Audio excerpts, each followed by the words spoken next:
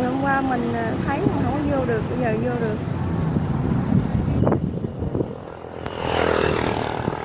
Mấy cài nó cắt lúa ha.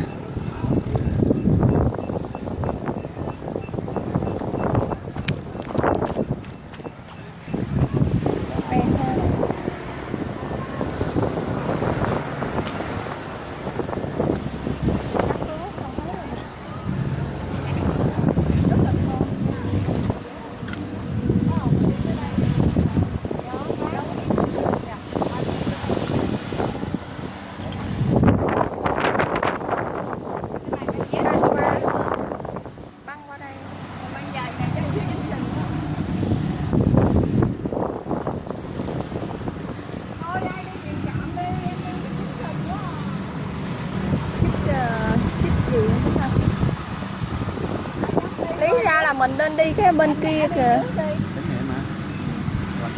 mở đường.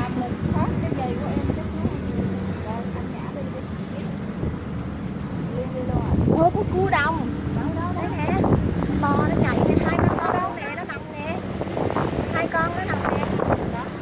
À con cua ở đây thêm con cua nữa nè, bắt cua đi, bắt cua đi, ba con luôn. Nhã nhã bắt cua đi nhã. Không có sách nhã. Ủa vậy hả? Có xạo quay cảnh bắt cua ơi. Ôi cái này có ông nào á. Đây chứ mình không bắt. Cua đồng á. Cua đồng quá chừng nhiều, cua đồng luôn. Ba bốn con đi. Anh Nhã sẽ là tiền giảm. Vậy là chắc ở trong đó là chiếc cua đồng đó quá.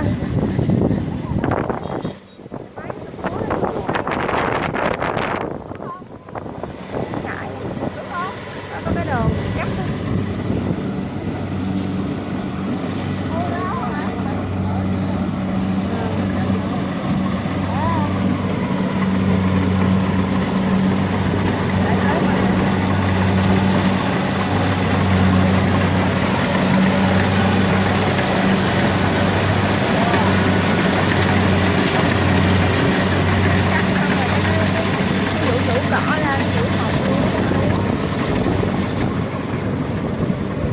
Mình đó chị Lê.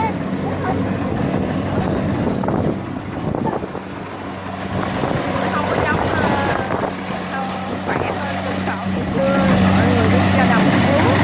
Bây giờ là có cái máy này rồi, máy cắt lúa rồi, thu hoạch lúa bỏ vô tàu ngay trên cái máy này luôn.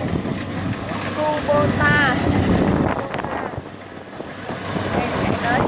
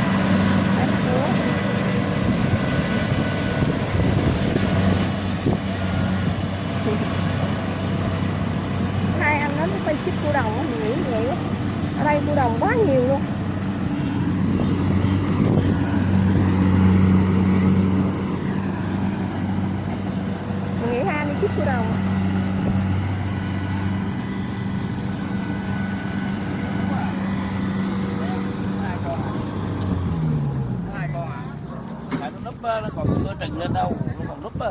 Cái chích gì vậy ai chú? Hả? Chích gì vậy chú? Chim caro nấu ăn chua. Caro chú. Chú hai cái chĩa.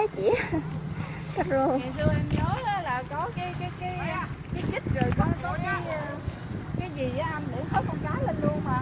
Cái này chích rồi chích. Mà được cái đó Cầm hai chĩa cái bình ắc quy phía sau đeo Cái này rôm rạ không chích. ủa vậy chích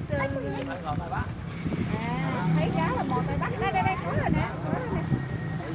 một đệ tử đi theo bắt Đây. chích xong em bé Wow. Cá lóc. Trời ơi, cô bé bắt con cá chuyên nghiệp quá ha. cá lóc kê con. Hai cha con. Đẩy được nhiều chưa? Cho coi thùng cô bé. Dạ. Đến là cá lóc lúc nào của đâu? Đâu Ê rồi mình rớt cá nhỏ. cho bữa coi coi. Qua luôn. Đây. Đây. Khoe chi tiết. Ô chú cá lóc thiệt người ta. Nè, cá lóc nè, cá Ô, chào. con cá nó to kìa ha. 3 con. Nè, cá lóc đồng đó. Rồi cá lóc đồng mà to ghê vậy. Đây. Quay cận cảnh cho cả nhà coi nè. Đây. Ôi ôi. To ghê á. Nó bằng nguyên chắc nguyên cái cánh tay của con nhóc đó. Đây một cái flycam đang quay.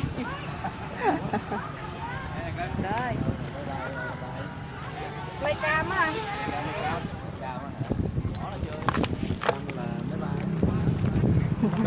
Đó, cắt lúa đem ra nè. Bài đâu cục viên thấy chừng cái tuyệt đúng quá rồi chạy. Máy cắt xong rồi.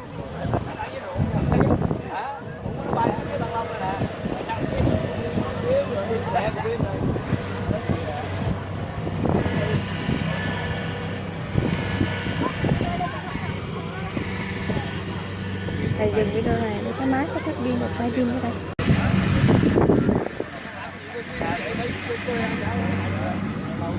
Vô bao là thương lái lại mua tại chỗ luôn á.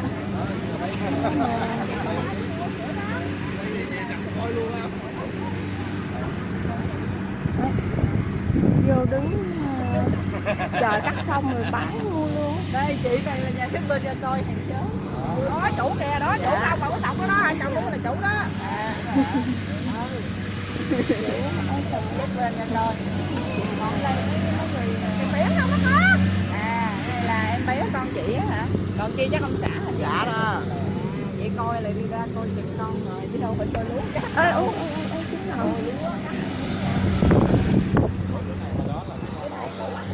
Ủa cái này là mình bắt được mình ăn hả?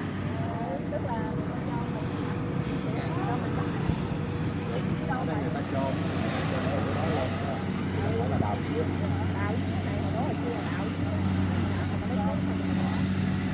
Ủa? Cái đây là gì chị? Cái đây là gì? Nhưng mà cái trên đây là cái gì vậy? Thường thường ở đây một hai chồng rưỡi lúa. rồi. Tức là người ta xây lên vậy xong là bà chôn dưới rồi đang làm. Có nghĩa là nó tùy theo khu vực nào mà nước ngập á, ở vùng khác là người ta xây từ cái này lên là bỏ cái Có hai chồng mà nó sạch rồi lúa rồi. mấy chục năm. Thương lái mua luôn.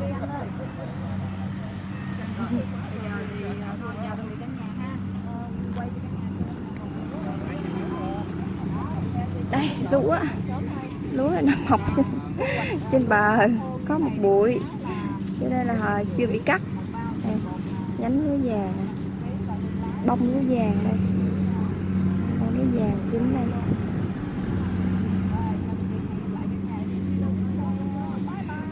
Ở dưới ngọn thì ta kêu là lúa sữa, hạt sữa nó mềm hơn. Đây là hạt gạo xay ra.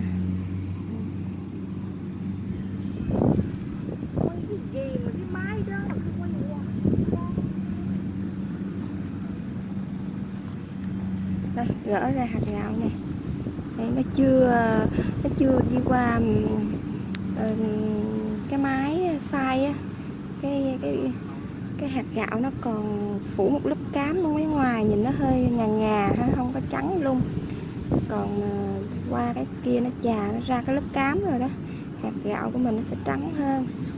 Rồi bông lúa đây, nhành bông lúa rủ xuống. Cây này cây gì chị? Không phải cây me ha? Cây điên điển. Điên điển hả? Không điên điển hả? Ủa nó không cần phải mọc gặp mấy sông mấy kênh hả? Mà ở đây có bông nhiều bằng cái mấy kênh mấy sông không? Hôm bữa mình thấy cây điên điển nhưng mà chưa có cận cảnh. Hôm nay vô đây thì gặp bông cũng là điên điển này. điên điển nhưng mà nó cận cảnh này ha. Lá của nó như vậy nè. Điên điển.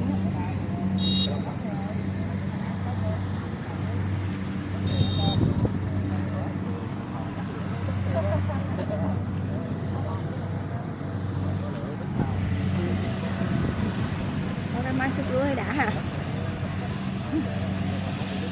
Một ngày suốt cả. Ủa chị hồi nãy nói là một ngày cái xe đó, cái máy cày đó suốt tất cả 100 mẫu hả? Ai biết không? Không biết chứ mấy mẫu đâu á. Mấy mẫu? 100 mẫu làm gì ra nổi. Cái đám này là 60 xào ta rồi, làm đát không vậy? 60 xào.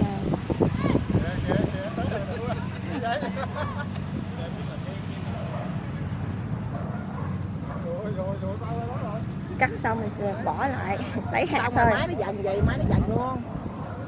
Có máy cài nó cứ dần láng hết rồi xả tiếp. Xả tiếp thôi. Không có bón phân bón gì hết hả? Không. Chỉ xả ngâm giống xả. Găm giống xả. Bao lâu chị? Đây ví dụ mà chậm nhất là 1 tháng. Ví dụ người ta muốn làm liền người ta về ta soạn đất xong xuôi trong vòng 20 ngày người ta xả tiếp vậy đó. Ví dụ người ta bằng năm có 2 vụ thì người ta phải cả tháng ta mới xả. Như chị gần cái này nè, chị thấy cái này ta một năm ta làm mấy vụ? 2 vụ à? Ở đây là chỉ có 2 vụ thôi. 2 vụ. 2 vụ là 2 vụ mấy tháng thu hoạch? 3 tháng thu hoạch lần. 3 tháng thu hoạch xong mình làm đất chắc 1 tháng ha. Tháng xong xuôi rồi bắt đầu xả tiếp, 3 tháng tiếp thu hoạch rồi xong rồi. rồi bỏ xong ra di ra Tết xong rồi tháng Mới vô làm tiếp mới vô làm. Mưa đổ mưa xuống mới xả. Tháng 3 hả? Tháng 3 mới bắt đầu. Tháng 3 mới xả, để nay bắt đầu có lúa nè. Tháng 3 tới nay là tháng mấy ta? Tháng 7 ở dưới tháng 7 vậy nè. 3 tháng mấy? Tháng mấy là ra lúa chín rồi. Bỏ 1 tháng làm đất lại, xong mình xả tiếp, làm thêm 2 xong rồi bỏ luôn tới ngay đầu tháng 3 tới mới mưa xuống mới bắt đầu trồng tiếp. Không có làm 3 vụ 2 vụ thôi. Đỡ ha, không có giống như công nhân ngày xưa khum đứng ngồi cắt ha. Hồi trước cắt không? Ngày Hồi xưa là phi là 4 giờ là mang cái bồ, dắt cái bồ đi cắt hầm chết. Đã cắt lúa cái lưỡi liềm theo. Giờ đâu có ai làm nổi. Dạ. Có cái máy này nó chạy dèo rồi xong hết rồi. Hồi xưa là cắt xong rồi đập rồi suốt trời xong rồi dắt về nhà sàn xịa cho người ta bắt đầu lường lúa đông lúa về nhà ăn đó. Được lắm. Giờ có cái máy này coi như làm hết luôn rồi. Ra thành phẩm, ra thành bao vậy xong cái thương lái lên mua rồi đó, vậy chắc chắn là lái cân đó. Lái cân xong xong xong cái nhà nông luôn đó. Vậy là cái máy đó nó sấy luôn cô luôn đó. Không quá mình đem ở nhà máy nó sấy nó chà luôn. Nhà máy nó sấy với máy này không có sấy. Ủa vậy bán bao chứ đâu bán ký hả ta? Ký 4,5 ký. 4 ngàn đó là 4,5. Lúa ngang 4,5 ký à. Gạo đem ra thành phẩm mình ăn bèo lắm cũng 12, 15 ngàn ký. Gạo này thì 13 ngàn, còn gạo dẻo kia thì 14.500.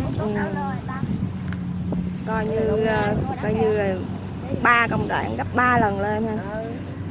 Qua nhà máy một cái, qua thương lái một cái, tới người tiêu dùng là 10 mấy ngàn 1 ký gạo. Gạo là 10 mấy ngàn. Đó có gạo mình ăn, còn lúa ra là 4,5 ký.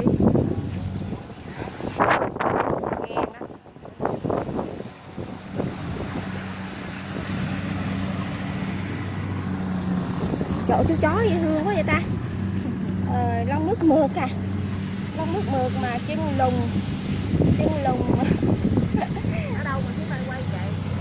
Đi chơi, đi xuống nhà bạn ở đây là chơi. Thấy bạn này hả? bay. Cái bay đó. Bạn nó ở đâu? Ở là ở Người chạy trước hả?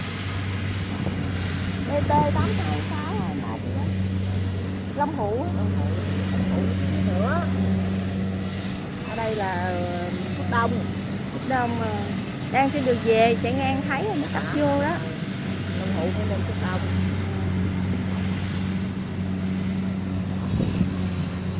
Ở xã ra kìa. Bây giờ cái máy này sướng, thu hoạch đậu phộng ha, thu hoạch gì nó nhỏ nó nóng nó suốt ra hết thành phẩm không. Rồi thôi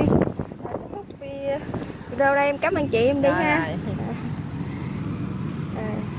Vô đi quay cũng nhiều rồi đó. Đây, hôm qua đi trên đường thấy cảnh nó cài này nè, nó cắt mà không có tấp vô, hôm nay tấp vô thấy được cận cảnh thu hoạch của cái máy cắt lúa. Bây giờ nó tiện lợi 2-3 khâu luôn. Quên hỏi chị cái máy đó đó, cái máy nó cắt cho mình vậy nó tính tiền sao ha? 2 triệu mấy mẫu đó. 2 triệu mẫu. Hồi năm ngoái là 2,2 triệu mà năm nay nhiêu thì không biết. 2 triệu mấy một mẫu. Rồi cứ bao nhiêu rồi cái trong Ví dụ bao nhiêu người của nó hết, nó hết vậy đó, chị nó xuống nó cắt là nó tính tiền mình 2 triệu mấy mẫu. Tiền xào thì trăm mấy vậy vậy của nó làm như nào. Cảm ơn nha, chuẩn bị nó lính nó có cái xe cộ rồi nó làm hết tới đây. Làm lúa thì tới đó thải bào đó, lái tới cân làm nó thải lúa cho mình. Đó là lái tới nó đem cân vô cân rồi tự lái chở làm mình tiền thôi. Đúng rồi, ra coi, ra đứng coi thu hoạch. Dạ, để ha, ra đứng dòm ngày thu hoạch. Đấy, chạy xong vô nghỉ rồi kìa. 2 triệu mấy mẫu.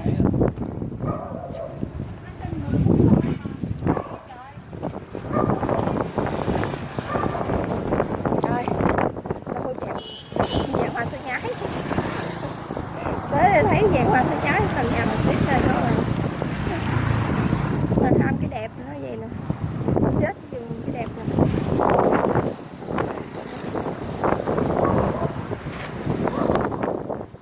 Cam là 1.100 á. Vàng hoa sứ nhái nè, cao, đi vàng cúc hay gì kìa.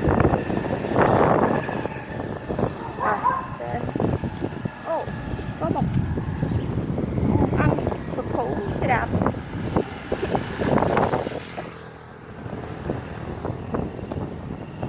Đó xong rồi đó, cắt xong rồi đi ra bán kìa. Kìa cân ký trả tiền bán kìa.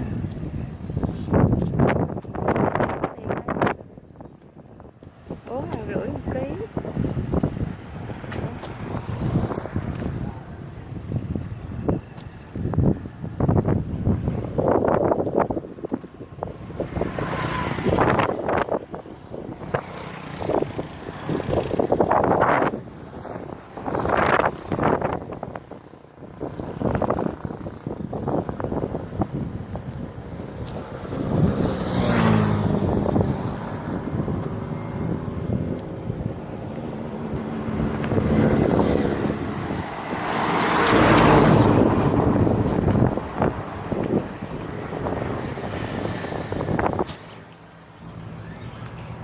Dừng video này ha.